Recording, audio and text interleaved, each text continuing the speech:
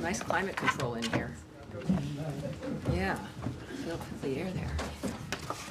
All right, thank you, everybody. Lights seem a little brighter today. I don't know if that's good or bad. All right, yeah, these lights are really bright. Is that a different setting, or it might be my mood? All right, everybody, thank you. Welcome aboard. I got a bit of announcement for you here before we start our questions. Thank you again for coming.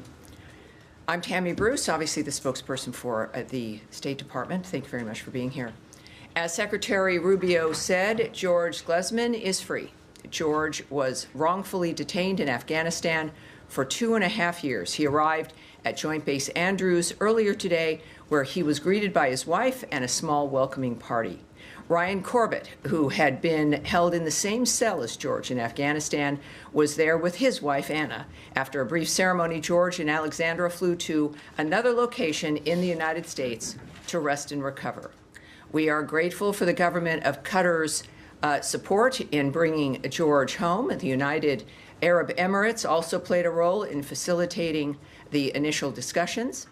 We remain deeply concerned about the well-being of Mahmoud Habibi and other Americans still detained in Afghanistan. The safety and security of Americans abroad remains a highest priority of this State Department, and we are working tirelessly to bring Americans home. In addition, for the first time, the United States is sanctioning a so-called teapot refinery in China for purchasing millions of barrels of oil worth approximately $500 million. We are also sanctioning several additional entities and vessels in Iran's shadow fleet for shipping millions of barrels of Iranian oil to China. Iran's behavior across the globe threatens U.S. national security interests. President Trump has reimposed a maximum pressure campaign designed to end Iran's nuclear threat, curtail its ballistic missile program, and stop it from supporting terrorist groups. The maximum pressure campaign is designed to drive Iran's oil exports, which it uses to fund its destabilizing activities, to zero. This includes oil exports to China. Now, also, we know that President Trump has never forgotten or stopped fighting for justice after Sarah Root was tragically murdered in 2018 by an illegal alien who was driving under the influence and became a fugitive from justice. Today, 9 years after Sarah's passing, the night of her college graduation, her parents will know that their tireless advocacy was not in vain. Justice and accountability under the Trump administration prevailed as the culprit of Sarah's death has been extradited from Honduras to the United States so he can face justice once and for all. I want to express, this is the Secretary's statement, he wants to express his gratitude to the Honduran government for their cooperation in this extradition. So that is a statement that's been on the record from the Secretary of State, Marco Rubio, about this excellent turn of events regarding Sarah and the justice now that her parents and her family will be able to enjoy. And I would like to open it up for questions, thinking you might have some. Yes, sir. Oh, Matt. I wanted to just make sure he was watching and listening, Matt Lee. I was actually going to say that I don't really have anything to big I to start off with, I psychically could tell because the page in front of you, sir, is blank. So let's do something different. We'll come back to Matt so he can recover. Yes, sir. Never think of usurping Matt. And let's also do, for people who are watching at home, obviously my fourth briefing. At some point, I won't keep numbering them, but a lot of new people keep watching every time, and it's the American people wanting to get a sense of what is on your minds, what we're doing, and I look forward to doing that. So let's go. 2 questions for you. First off, hope you're doing well. Thank you. Yesterday, the interesting combination of Elizabeth Warren and Joe Wilson sent a letter to Secretaries Rubio and Bessent inquiring about the possible unwinding of broad sanctions on Syria, including investment sanctions, which leads to the question, where does the State Department stand right now on Syria?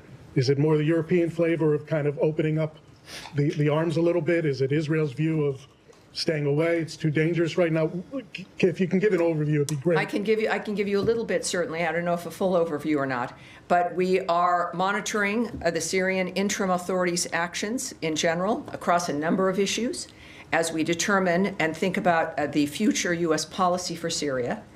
We also continue to call for an inclusive civilian-led government that can ensure national institutions are effective, responsive, and representative. Local ownership and broad societal support is necessary for stability in Syria and the region, as recent deadly violence on the coast demonstrated. Long-term stability and prosperity for the people of Syria requires a government that protects all Syrians equally. Ultimately, the United States wants a Syria that lives in peace with its neighbors, respects human rights, and prohibits terrorists from using its territory as a safe haven. Clear designs there, clear parameters, easy to understand, and we're watching to see how they behave and how they react. Second question for you. U.S.-South Africa relations obviously not good right now after declaring the ambassador persona non grata. A new issue arising now, the South African presidency putting pressure on the Johannesburg City Council not to move forward with an effort to rename the street upon which the U.S. consulate resides in honor of a Palestinian hijacker. That move by the South African presidency, is that as a result of direct pressure from the State Department, or is that being done on their own volition to try to mend fences? Well, we have seen the reporting on the issue, and we don't comment on internal deliberations between really any city and its government, certainly the city of Johannesburg and the government, in this case, of South Africa. And perhaps South Africa would refer you to Johannesburg or South Africa for more details. But that's what I have for you. State, did state get involved in any manner on this? That's what I have for you. Okay, thank All you. right, Matt Lee, who's still, Okay, he's go. scrolling. He's scrolling. I'm trying to find something and I can't find it. Well, welcome to my world. Yes, Nadia. Thank you, Zami. Two questions. On Sudan first, the army has took over the presidential palace. Do you see a change on the ground, and what is the U.S. position regarding this development? And second, on Gaza, the Israelis are declaring that they want to annex Gaza, or parts of Gaza at least. Is there any new initiative to bring them back to the negotiation table for the ceasefire? Well, first, on your first question, the SAF, the Sudanese Armed Forces, they have retaken the presidential palace in Khartoum. The ongoing fighting in Khartoum further underscores the devastating consequences of the conflict for the people of Sudan, and we continue to urge the warring parties to cease hostilities and facilitate the safe, unhindered movement of life-saving humanitarian assistance. So, we're watching that. I think the world should be. Much of it is watching that situation, and that seems to be an important event. But we're watching and we're aware of it. As far as Gaza, look, we're still dealing with the efforts to have a ceasefire, which we had and was courtesy of Hamas, broken because of their lack of action on the parameters of the ceasefire itself. We, of course, stand by our ally Israel, as I mentioned, every day, happily so. So I certainly won't comment on or speculate on other hypotheses of what people think is going or not going to happen. I think the main goal is humanitarian supplies, the nature of the violence stopping. That is the sole focus of the nature of where we're at this point. I'm going to, I don't know. Can I follow up on this? Follow up and- I'll get back to you, Saeed. Let's keep All right, going well, I here. just wanted- So today was This supposed is your to- last chance. Yes, sir. Today was supposed to be the deadline for the visa review that was called for in the executive order. There's some indication that deadline may have actually been extended. Can you shed any light on that? I can tell you that the deadline is now not today. I Okay. can't tell you the specifics, but it's don't expect that to be that today is a day that something will have to come out. Of course, what we do know is that what I can say to you is that the Department of State is committed to protecting our nation and its citizens by upholding the highest standards of national security and public safety through our visa process. As laid out by Trump's executive order, which is what initiated this dynamic, the visa adjudication process must ensure that U.S.-bound foreign travelers do not pose a threat to the national security and public safety of the United States. This was obviously a huge discussion on September 12th, 2001. And this is an issue that Americans care about and the nation's safety requires. The department, however, does not comment on internal deliberations or communications to the extent where, at least I can tell you that the deadline is not today. Okay, and then All just right. one other thing, which is also kind of it's a very brief thing, but this lawsuit that's going on that's been the topic of, much attention about on the AEA, to deport Venezuelans. Well, you obviously know I'm not going to speak to anything Well, no, you're going to no, be no, asking me but- because it but- so involves there was a a legal filing process. today Well, and by a the- filing even today. Well, But- I know, but it says that there are cabinet-level discussions about using a state secrets Well, oh, dear. authority to. Matt, you know, and that's Well, fine. I know, but I you have to ask. And you do have to ask. And this is, I think, for everyone watching and everyone here, they're learning from you, unfortunately. That there's, that, yes, absolutely ask. That's part of it. Americans wondering, what is it you guys are looking at?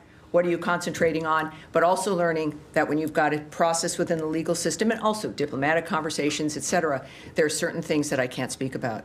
And this is And that's one one of of them. them. But Okay. thank you, sir. Thank you. Andrea Mitchell. Hi, thank you so much, Tammy. The president acknowledged today that if there are mistakes that were made in taking some of the people to El Salvador, in the identifications of people, that they will be corrected. What are the efforts or the obligation of the State Department to follow up some of the complaints from families that their relatives were taken and are not gang members and do not have a violent history, to follow up with El Salvador? What rights do people have once they are taken to El Salvador and are in that prison under human rights and under State Department procedures when they are taken under the rubric of national security? Well, a few things, of course. I don't speak for the White House or the president. He had some great comments to make earlier today, as you know, as you're referencing, and I think his comments speak for themselves. I also can't speak about the individuals who have been transported or legal mechanisms or diplomatic mechanisms regarding their status. But what I can say is that our relationship with President Bukele is excellent. That this isn't a situation where there's no communication or a relationship that doesn't continue on with El Salvador or the president. And of course, this is an issue that we also continue to focus on. So that I can tell you is if the president mentioned it, I think that sends a signal, if not more so, about his commitment and the nature of what he knows and what he says he's going to do about it. And that's where we're going to leave Well, it. let me just follow up, because the video certainly that was taken by El Salvador showed some harsh treatment. Does the U.S. feel any obligation in terms of human rights or legal authority when people are taken to another country, to a prison, to follow up on what the conditions are in which they're being held? Well, again, that is also DHS. It's not the State Department's purview in that kind of a framework. Even the removing of people from the country is not the State Department's purview. That's a question for the DHS, but it's certainly not something I can even speculate on, or I'm not going to speak on the nature of El Salvador's process and how it handles the nature of the people that they they're repatriated. taken under the authority of the Secretary of State. Well, that was And his implemented by the declarations. Department of Homeland Security. So, yes. All right, now, Jen, yes. Humera from Reuters. Humera. No, that's okay. This is, in all honesty, and if I was on Broadway, it might be a different situation. It's kind of hard to see. So you'll have to forgive me in the sense of that. Humera, Okay. yes. Thanks, Tammy. Just a few follow-ups to colleagues' questions. I need to take this out. Nadia asked about Defense Minister Katz's comments about annexation. I just want to make it clear, does the Trump administration support Israel annexing or permanently holding territory in Gaza? And is the administration doing anything specifically to reopen the border for the flow of humanitarian aid? Again, we're in a dynamic where there is diplomatic conversations happening. We're still working to implement ceasefires and dealing with issues and questions regarding what can happen on the ground when there's still hostilities and still conflict. I will not speak to or guess about what the president is going to do, what he's thinking. It's not my place. And the good news is we have a president and a secretary of state, as I've mentioned a few times, that are not shy men, that you will hear from them, and you do, courtesy of social media, courtesy of statements from this department or the White House. So it's certainly not my place. We want to have facts of the matter that I can state to you regarding our positions. And it is, I think, as I've mentioned to many of you, after 25 plus years of being on talk radio and television, where there is guessing or opinion we can't do that. And so I'm clearly very strict in that regard. One more. Yeah, on, yes, can I yes, have sir. one more on Syria? One more on Syria. Okay, thank you. And thanks for that serious statement. That might actually be the clearest and the first time that administration talked about Syria. So my follow-up is this. Can I mention, though, in the midst of that? Sure. It is because of your questions, the nature of what your interests are, and the importance of what I think we encourage here when it comes to, there's all kinds of countries and cities that are in the news all the time, but things are happening all around the world that affect all of us. And it's that kind of a modern age, and it's exciting to be able to look for those answers and at least provide some insight. So I'm sorry, go ahead. There is a big expectation for any sanctions relief that U.S. could give to Syria. Is this something the administration is thinking about, and what would it take to give sanctions relief to Syria? There are the sanctions dynamic has not changed, and there's no plans to change it at this point. But there is, so the existing measures that have always existed remain, and I understand why that's a question.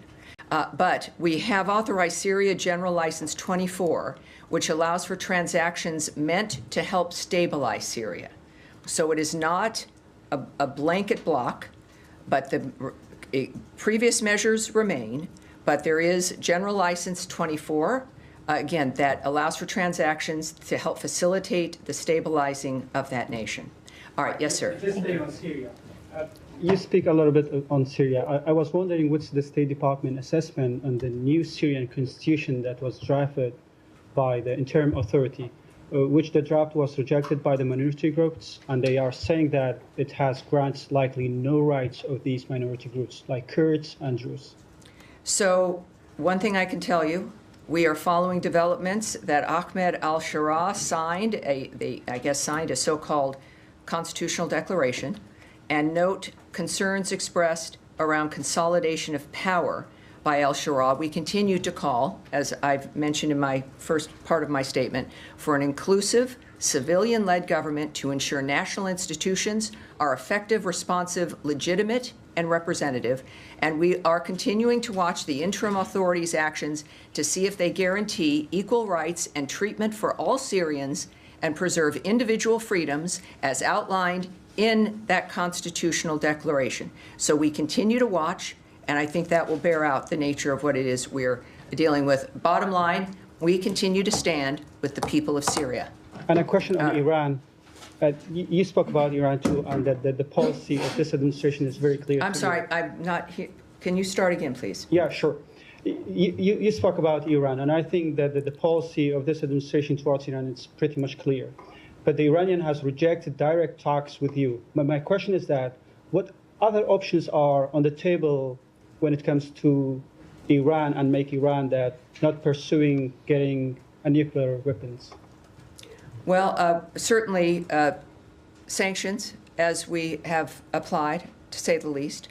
Iran's behavior, as we know, across the globe threatens U.S. national interests, which is why President Trump has reimposed the maximum pressure campaign designated to end Iran's nuclear threat, curtail its ballistic missile program, and stop it from supporting terrorist groups. The president has made clear Iran can never have a nuclear weapon. And that includes, again, the sanctions of nations that are assisting that framework, the sanctions, again, on a company regarding China. And there's a number of things diplomatically that can be done.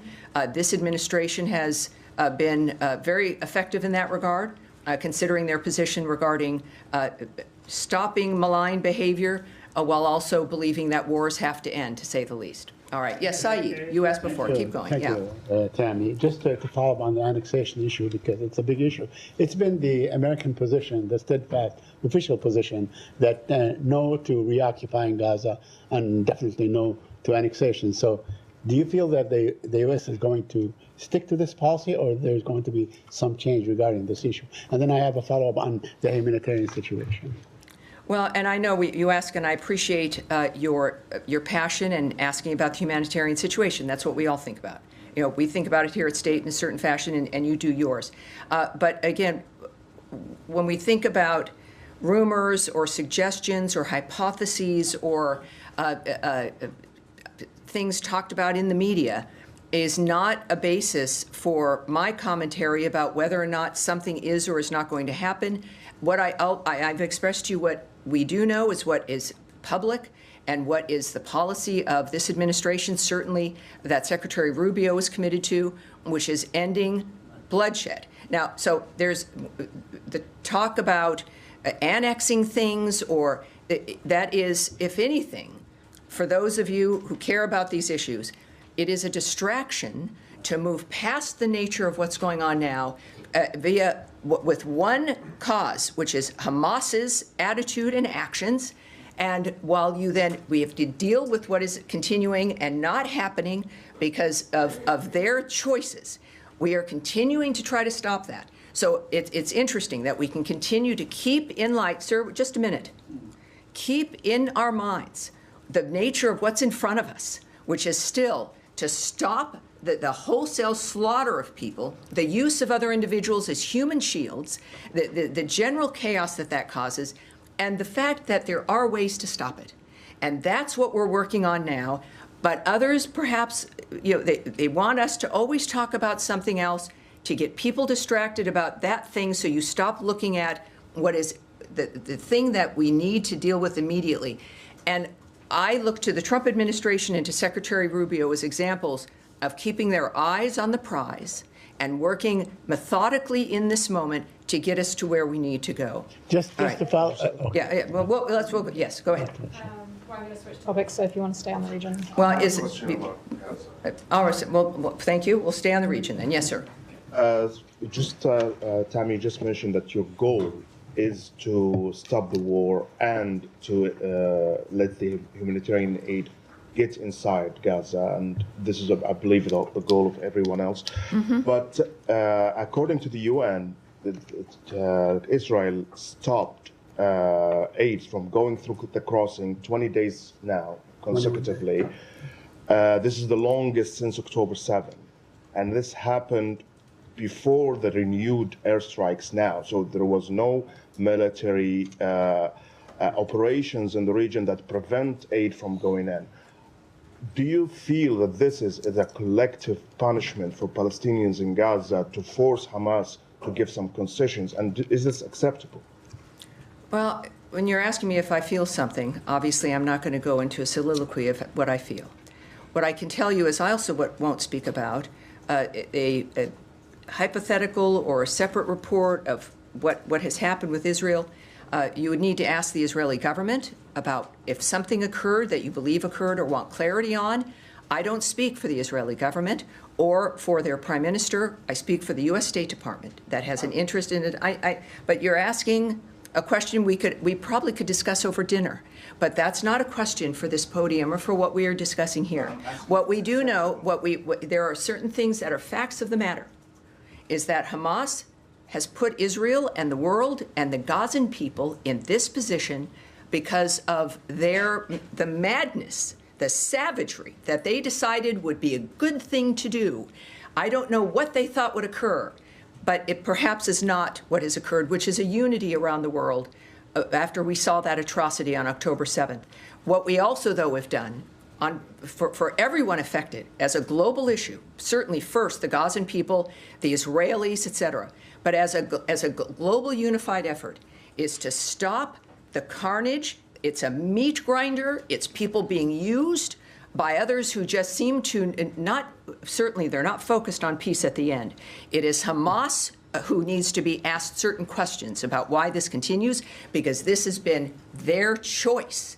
There has been elements that have been agreed upon, other steps that the world came together to facilitate that the United States was committed to, and they still abandoned it. Idan Alexander, when we talk about hostages who have been released or killers of Americans who've been extradited, there is an American who is still being held.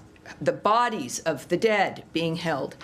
That is what is in front of us. This is what needs to be stopped. And that is what we're committed to. Yes, sir. My question, with the glasses there in the back. Yeah. No, right, the gentleman in front of you, sir. Yeah. So thank you. Daniele Compatangelo for Italian LA7. Yes. A question still about the meeting. If you confirm the meeting with the Israeli and the Americans next week here at the State Department and the White House, and if so, about Iran is going to be. That's from a report on Axios. So can you, if it's true, can you give us some insight? Nice ending phrase there. Yeah, can you give us some insight of what we're going to see? Well, or no. what? If this is at the White House, as you suggest, well, I can't tell you what's going to happen at the White House, and I won't be confirming any meetings in this regard. All right. Now you're ready, right? Let's do it. Thank you, Tammy. You got questions about this on Monday. It will have been almost a week since there was the announcement about termination of funds to US AGM broadcasters such as Voice of America and other grantees. As a senator, Secretary Rubio was supportive of the US grantee broadcaster Radio Free Asia. He protected it from cutbacks in the past. Does he want to revive the funding for Radio Free Asia, which broadcasts into countries like China, Cambodia, and Vietnam? And is he aware that due to the funding termination, a number of the journalists who work for Radio Free Asia are potentially could face deportation back to countries like China and Vietnam, where they may face imprisonment as a consequence of the reporting work that they've done for the US government by working for this outlet? And the same goes for Voice of America journalists, who also risk deportation back to countries such as Russia, Myanmar, Belarus, China, and Vietnam. Do you have a comment? Well, I did have that question, and I have the question out to the Secretary. It's something that I'm following up with as well. It has been a story, understandably. You're interested in the answers to this. So I'm going directly to him. He's a busy guy, but I'm going to continue to look for that from him. What I can tell you also, though, is that we're reducing, clearly, he was elected in large part to reduce the federal bureaucracy, right? It's about waste and fraud, mismanagement. This is something that has to occur. And in any dynamic, there's going to be actions and tough decisions that have to be made. Many of us personally also have to go through that when you're looking at a budget. The president continues to take action to ensure the whole of the United States government, including executive branch agencies, are in line with the administration's policy priorities. And I've said before, and I have to keep saying, is that many things are fluid. And it's good why you're here and why now we're doing this, 3 days a week.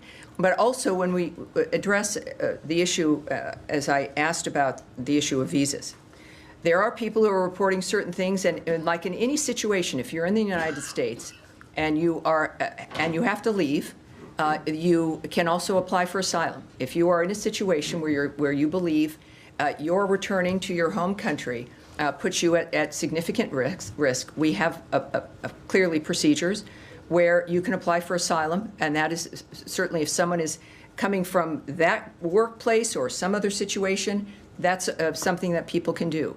If you have a visa, and every situation is different. That's why we don't discuss individual visa dynamics. But if someone is here and it is a work visa, and their employment is ended, there is a period of time. It's like any other visa dynamic for anyone who holds a visa. And you can learn about that at state.gov. You can there's a whole host of people that can help you. And I would guess if you're here on a work visa, that was probably a complicated, semi-complicated procedure. And so you're aware of these things. And so this is what is obvious for anyone in this kind of a situation, especially for those worried about the nature of reporting or a dynamic where they're concerned about returning.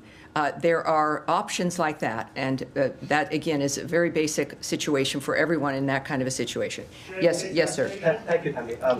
I will follow up on Iran very quickly, then I'll move to Ukraine, if you please indulge me. Sure. You start off highlighting some of the tools in your toolkit on Iran sanctions. I want to ask about a particular sanction law. It's a law of the land, which is called the Mahsa Act, which requires the administration to target Iranian leadership for their gross human rights violations. Is this administration willing to implement the Mahsa Act? Is this administration what? Willing to implement the act. Well, I'm not. That would take me knowing what their thoughts are or discussing what diplomatic considerations are. issues that I'm certainly not going to speculate on. That's a hypothetical for the most part, and I can't do that. Thank you. Yes, I'm moving to Ukraine, at if I may. Very quickly, Tammy, on Ukraine. I was hoping you could fill us in on the delegation is headed to Saudi Arabia. I know one of them is... Wait, you're going to have to stop, and maybe his mic can come up. Start again. Yeah, sure. Maybe a little bit more slowly, too. Absolutely. I was hoping you could fill us in on the delegation is headed to Saudi Arabia to discuss Ukraine. Michael Anton from this building is a part of the team. Anyone else you could mention, please? And also any reaction to overnight assault on Ukraine from Well, I'm not going to speak about the particular individuals on the teams. All right? It is senior officials. It's not principals. But that's what we have. I think it's inappropriate to discuss certainly personnel, let alone senior officials who might be on a negotiation team. Yeah, it's a dynamic that clearly we'll get the results from. We'll see the details, and then we can make some assessments about perhaps who was involved and where we go next. All right, now at the end of the row here, yes, ma'am, go ahead, please. My question is on Afghanistan. After 4 years, for first time, American delegate traveled to Kabul yesterday and discussed with the Taliban senior leader. My question is, does it mean the new diplomatic approach from United States towards Taliban? And can you clarify, aside that releasing American hostage, what other topics were discussed in this meeting with Taliban? Well, I wasn't at the meeting with the Taliban. Even if I was, I wouldn't give you any details. If there was, certainly these are diplomatic considerations, and we have what the main end result, which I think is the North Star of this framework, is that an American is home. So that's what we have to care about. In the meantime, I think that there's a general series of issues that we're dealing with, but keep encouraging you to think about the nature of the subjects that are in front of us, that we're working on, that are steps in longer processes to not just keep Americans safe and get Americans home, but to change the condition of the world that's in front of us. All right, all the way in the back, gentleman with the white shirt. Yes, please. Thank you. Going back to the issue of Voice of America and global engagement media, the State Department was very active fighting disinformation, especially through the Global Engagement Center.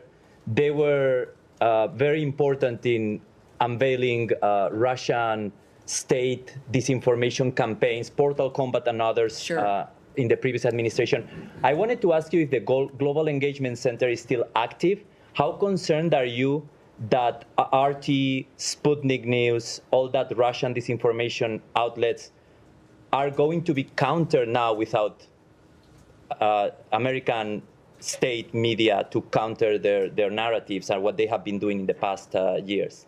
Well, that is a stretch here, and I've mentioned this on Wednesday, that we do have a lot of very familiar structures and systems that are changing. And that doesn't mean that the work stops. It means that the efforts and the outreach and the engagement will look different, perhaps. But our values and what has informed the United States of America from day one through all of this time hasn't changed, and it's why we remain the greatest and the strongest country in the world. And we can have these conversations, but while we're in the process of change in this fashion, it's the change of an administrative structure regarding taxpayer dollars as we assess, is the money we're spending, does it align with the values, with the agenda of the Trump administration that the American people overwhelmingly voted for to get things done? And it doesn't mean burning the house down. It means looking at how we can make it better, what needs to be changed, what needs to be reformed, so that we can spend money in a smarter, more efficient way. So yes, certain entities, certain buildings will be housed differently. Certain attitudes will perhaps change.